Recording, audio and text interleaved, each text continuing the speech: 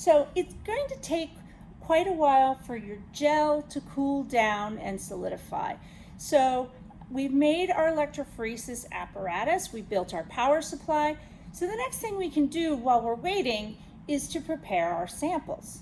Okay, so this is where we take the tubes and the materials that are in the microfuge tube rack. And what we need to do is we're going to be pipetting our DNA into those wells. But we can't just put the DNA solution as it is, because it's essentially in a water solution that's the same density as our buffer, and it would just float right into and mix right into the solution. So we need to have mixed it with something that's going to cause it to be more dense than the buffer and sink into the wells. So this is something called a loading buffer. So in your kit, there is a microfuge tube that is labeled loading dye. So I want you to get the loading dye, and I want you to get your tube of P-Glow and the mini prep, your DNA extraction, that DNA that you purified last week, okay? And I want you to take 2 empty tubes, and one of them you're going to label with your Sharpie, and we label them on the top if we can, and we're going to label it P-Glow. And the other one you can label mini or mini prep. I'm just going to show you with the one sample, but you'll do it for both the P-Glow and your sample that you purified. Okay. So once you have your tubes labeled so you know what's going to go in them, you can have them open, and you're going to take some of the loading dye, and we're going to take one of our pipettes that we're used to using, and we're going to put 1 drop of loading dye into each of those tubes. So we're going to put 1 drop of loading dye, and you'll put 1 into your P-Glow tube and 1 into your mini prep tube. And then you can set that aside, that pipette. Next, you're going to take a fresh pipette for each sample you're doing, and you're going to take your P-Glow and your mini prep, right? So I'm taking P-Glow, and I'm going to put 1 drop of the P-Glow plasmid, and it may be all that you have left, and that's fine. And you're going to mix that in with the loading dye, okay? And I'll set my tube aside and my pipette. And then you would also take 1 drop of your mini prep and add that to the 1 drop of the loading dye. Now your samples have been mixed with something that's going to make them sink into the wells, and it will also make it easier, the dye that's in there will make it easier for you to see when you're loading your gel. I think my gel is done cooling, and if I tilt my container, it's not going to flow out. It looks an awful lot like lemon flavored Jell-O. It smells like lemon flavored Jell-O, but this is a highly technical scientific gel right here. If you're not sure if it's ready or not, you can touch the side with your finger, and again, don't push your finger into it, but you can feel if it's solid. If you want to make really sure, just put it in the refrigerator for 5 minutes, and then you know it's good to go. So now this is circular, my tank is rectangular. I want a rectangular gel. It's typically the shape of gels that we run. Also, I want to make sure that my electrical current is hitting the gel sort of at the right evenly, because we don't want that curve to affect how the electrical current flows. So what you're going to do is you're going to use this template here. So this is in your kit, and it basically shows you what's the size your gel should be. All right, so I'm going to put that on the table, and I'm going to line up my wells with my well comb so that they line up over those 3 lines, okay, that are on my template. And then I'm just going to take my plastic knife. I'm going to very gently remove the comb. So I'm going to take the comb and I'm going to put my fingers just on the ends of the comb and I'm going to pull straight up to remove the comb from my gel. And you'll notice that there are 3 holes in my gel. They don't go all the way through. It's very important for them not to go all the way through.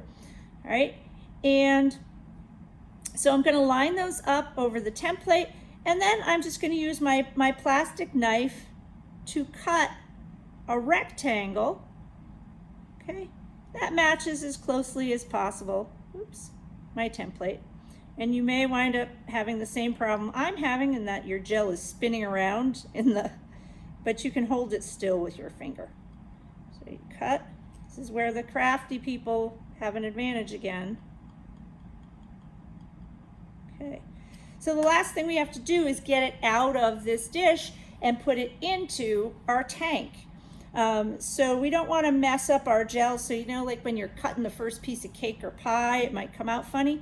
So what I would do is I would take one of these edge pieces out. You can just, it's okay to hold it with your fingers. You can just take them out, and I'm gonna just dump them in my empty beaker here, okay? So you can take the edge pieces, and again, you can remove those to make it easier to get your gel out. Now in the lab, we have special casting stands where we don't have to cut the gel. It gives you a nice rectangular gel. But again, we're trying to do things at home with materials that aren't too expensive. And so we're cutting our own shape gel. So now I have my rectangle. I'm gonna take that out, and I'm just actually gonna try to dump mine out into my hand. And nope, that's not working. So I'm going to use my knife, and I'm going to kind of scooch up underneath it. There we go. All right, so now I have my gel, and it's out of my gel casting stand, and I'm going to put it in my tank in between the electrodes. Now I want it to be closer to one of the electrodes than the other. So what I've done, okay, I want it to be at least 2 centimeters away from the positive electrode. This is going to be my positive electrode. This is going to be my negative. So this is going to be attached to the red wire. That's going to be attached to the black wire. So if you look at how I have my gel, I've put it sort of closer to the end. That's going to be attached to the black wire, okay? And I don't want to attach it to any wires yet because I need to add my buffer solution and load my DNA samples. All right, so next step, I'm going to take the rest of my buffer that I made, also known as the lemonade baking soda mixture, and I'm going to very gently and slowly pour that into my tank. And if you pour it kind of so that it hits the side, you can adjust if the electrodes start to float, you can adjust them so that they're back where they were. You can even sort of hold the gel in place. And you want to pour enough of it in until the gel is covered by, about a ½ centimeter of your liquid. So for me, I poured it until I have about 100. I'll have about 150 milliliters left over. Okay, and that should be enough buffer in your tank. Okay. All right, so make sure both of your electrodes, you can sort of push them down so that they fit into and they stay underneath the liquid. So the next thing we're going to do is to load the samples onto the gel. So I've got my samples that I've prepared, and the other sample that you're going to run is a standard molecular weight marker. So we always, when we run gels, we always run a molecular weight standard that has pieces of DNA where we know the size. So you'll notice that there was in your kit, there was this little piece of paper that showed you the size pieces of DNA for our marker. So the marker itself is labeled DNA marker. Okay, that's the first sample we're going to load on the gel. Then we will load your P-Glow. Then we will load your purified DNA that you made. Now, the bag in your kit labeled pipette tips, okay? These are little plastic tips that go on the end of a device called a micropipetter.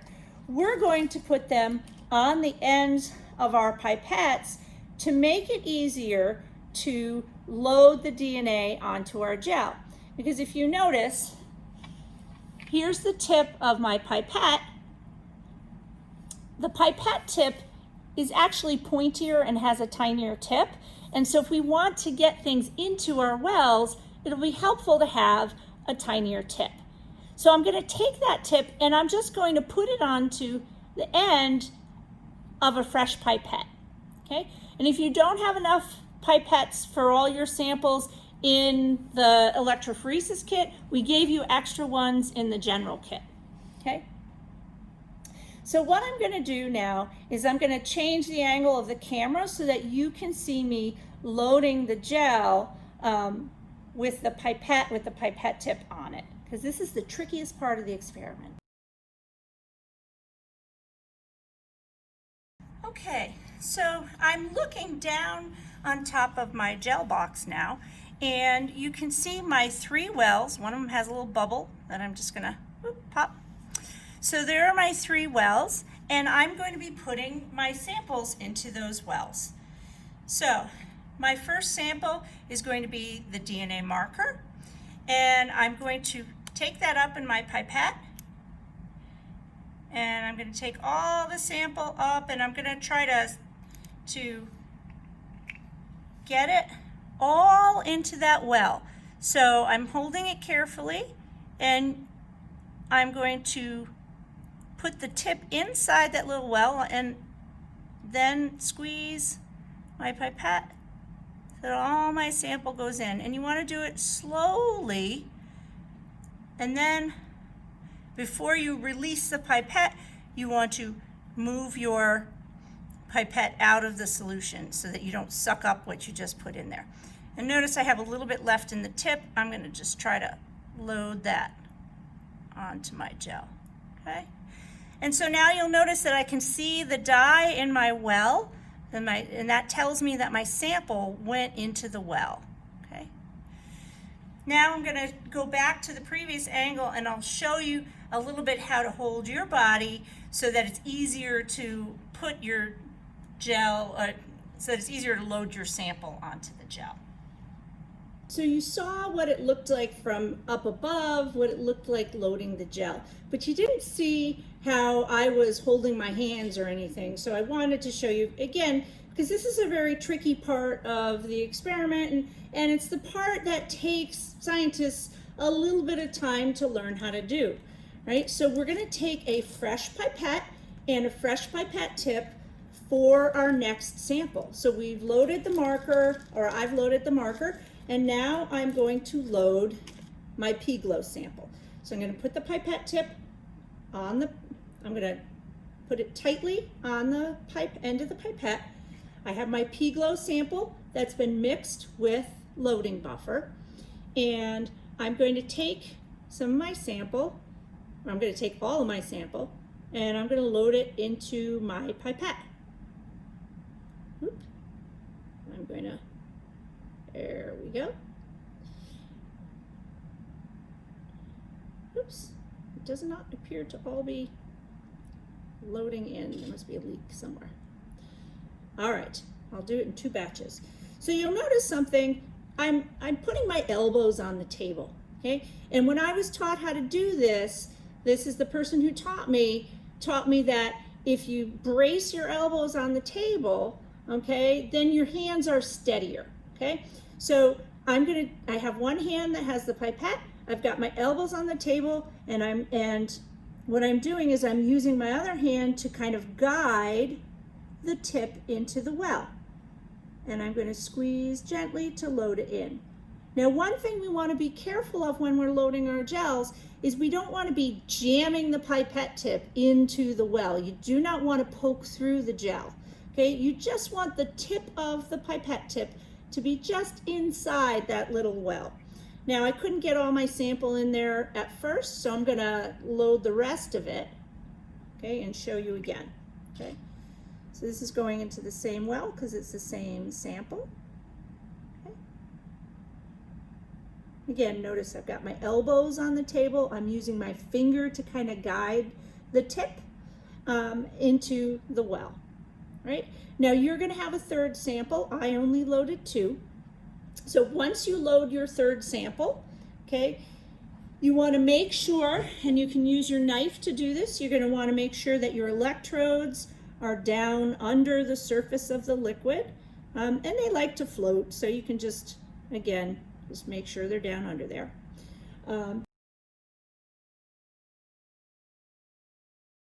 And now it's time to hook up the electricity. So you're going to take the black wire. The black wire, you're going to take the free end, and you're going to pinch the end of, it's called an alligator clip because it looks like an alligator's teeth when it's opened. And you're going to attach that to your electrode that's at the end near the wells, okay, so where you just put your samples. Then the positive end, which is attached to the red wire, so just check and make sure that there's a plus sign on the side of, there's our power supply, okay, so make sure the plus sign is here, and that's going to be attached to the electrode that's at the other end of the gel, because that's the way we want the DNA to move, okay?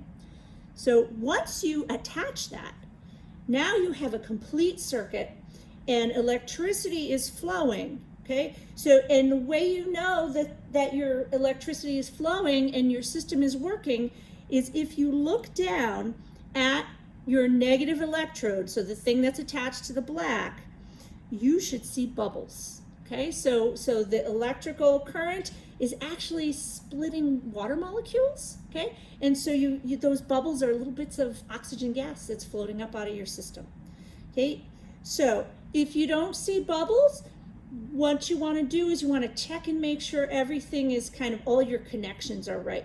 But we don't want to check connections when we have our circuit completed. So please, if you need to check your connections, disconnect one of the electrodes and let your red wire be not completely connected. Then you can check, make sure all your batteries are plugged in tight. And once you've got it so that you're seeing the bubbles, your system is working. You should see some more bubbles at your other electrode as well. Then your system is working. You're electrophoresing DNA, and this is going to take about an hour or so for our DNA to run into the gel. So once you've got it hooked up, let it run for an hour, and then we're going to come back, and it will be time to stain it so that we can see the DNA. You'll know that it's working if that dye that was in your loading dye, that doesn't stain the DNA, but it does enable you to see if your material is moving through your gel. So you should see, after about 10-15 minutes or so, you should see that the dye has moved toward the electrode that's hooked up to the red wire. And I can actually already see that some of my dye is moving out of the well and into the gel. So it's kind of exciting. All right, so I'm gonna go away and let this electrophorese, and then we will show you how to stain your gel so that you can see your DNA.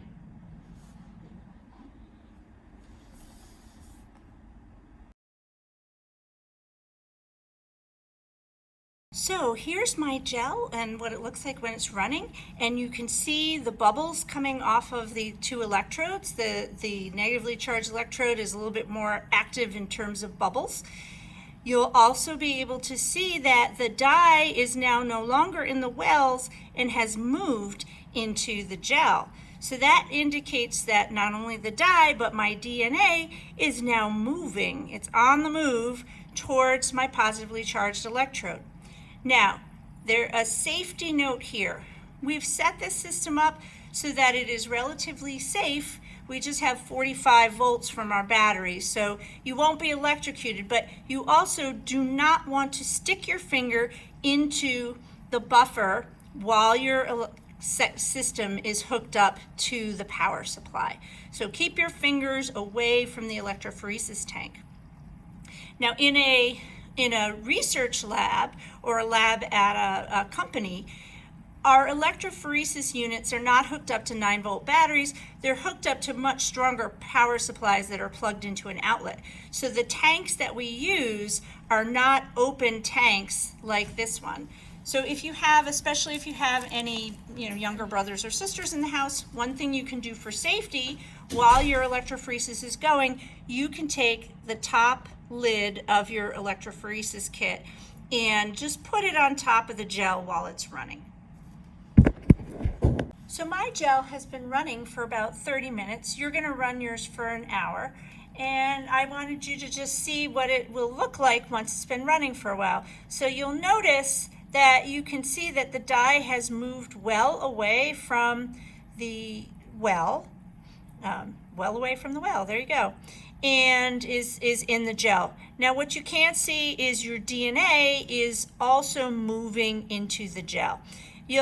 So there's a purple dye, but there's also a blue dye that was in your loading dye, and you can kind of barely see it. So you can see that things are separating. So because this purple dye is farther than the blue dye, which may be hard to see in the video, but if you look closely on your gel, you'll be able to see it. Remember that smaller things move faster, so this purple dye must be a smaller molecule than that blue dye. And one would presume that your DNA is bigger than that purple dye as well, because it's a pretty large molecule. So I'm going to stop running my gel now and show you how you're going to stain it. Again, you're going to let your gel run for an hour, not just a half hour, and so things will run farther, so you'll get better separation between the molecules in your sample.